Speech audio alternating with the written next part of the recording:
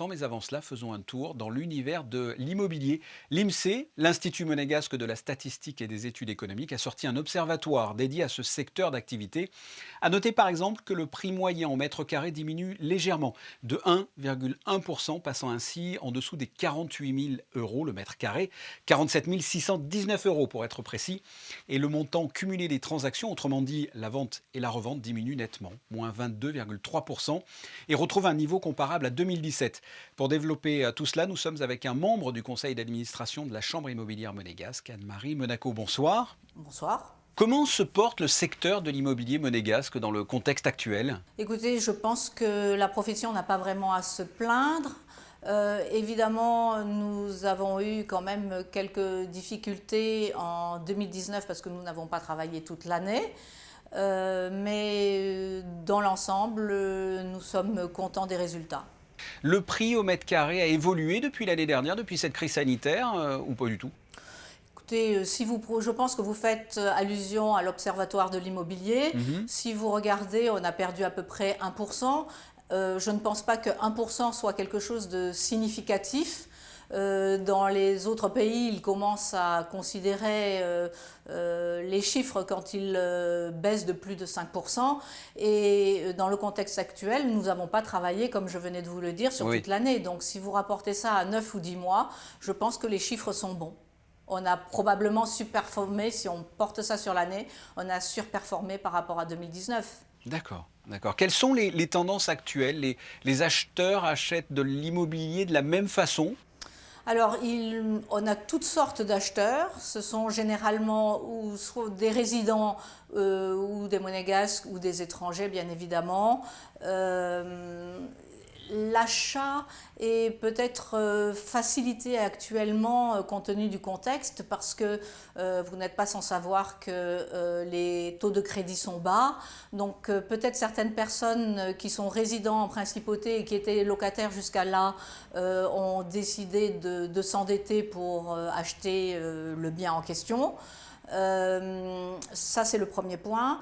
Ensuite, c'est intéressant parce que les marchés financiers étant très instables et beaucoup parlent de nouveau de bulles, Monaco est considéré à ce moment-là comme un placement stable et c'est un placement dans la pierre. Donc bien évidemment, ça a une bonne consonance. Mhm, mhm.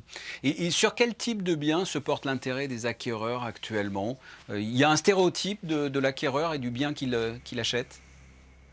Il n'y a pas de stéréotype. Il y a toujours plus de demandes pour des appartements plus petits, 2, 3 pièces, que de très grands appartements, pour la bonne et simple raison que c'est une pyramide, n'est-ce pas? Et les gens qui ont les moyens d'acheter des 2 pièces n'ont peut-être pas les moyens d'acheter des appartements de 4 ou 5 pièces. Ou sinon, on va dans de très très grands appartements pour des gens qui vont venir habiter ou habitent en principauté. Et qu'en est-il du marché de la location? Là aussi, les demandes ont évolué ou pas? Alors, le marché de la location, les demandes ont-elles évolué? Dans un sens, oui. Nous avons moins de demandes sur les studios. Donc leur rentabilité est devenue celle du marché des autres biens, c'est-à-dire entre 1,8 et 2%, alors qu'elle était anormalement montée parce qu'il y avait une demande qui ne correspondait pas vraiment à la réalité de la manière dont les gens résidaient en principauté. Après, c'est évident que la crise Covid fait qu'il y a peut-être moins d'entreprises qui sont amenées à employer de nouvelles personnes. Disons que les embauches sont plutôt gelées, donc il y a moins de gens qui se déplacent sur Monaco. Mais quand même, dans l'ensemble, on a les gens qui partent, parce qu'il y a des gens qui partent, il ne faut pas se cacher là-dessus, sont souvent remplacés par de nouveaux arrivants. Donc Monaco sort son épingle du jeu. Et la politique mise en œuvre à Monaco pour lutter contre la crise, a-t-elle joué en faveur de l'immobilier monégasque ou pas du tout? Alors, l'avantage que l'on a eu, c'est qu'on a été, par rapport à la France, moins longtemps confiné. Donc, dès le mois de mai, le marché est reparti. par rapport à d'autres pays étrangers aussi. Les mesures qui ont été prises sont des bonnes mesures puisque les gens ont continué à circuler. Donc, dans la mesure où ils ont presque une vie normale, si ce n'est le couvre-feu, ils sont enclins à venir en principauté pour la qualité de vie.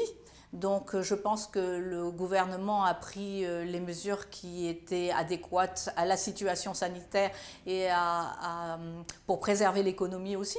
Donc c'est un bon point. Et dernière question, comment voyez-vous l'avenir proche de l'immobilier à Monaco? Écoute, je n'ai aucun souci pour l'immobilier à Monaco pour les différentes raisons que l'on a invoquées jusqu'à maintenant. Et je pense qu'on aura de toutes les manières un renouvellement des résidents. Et ce renouvellement se fait normalement. Normalement. Anne-Marie Monaco, merci d'avoir répondu à mes questions. Je vous en prie, au revoir.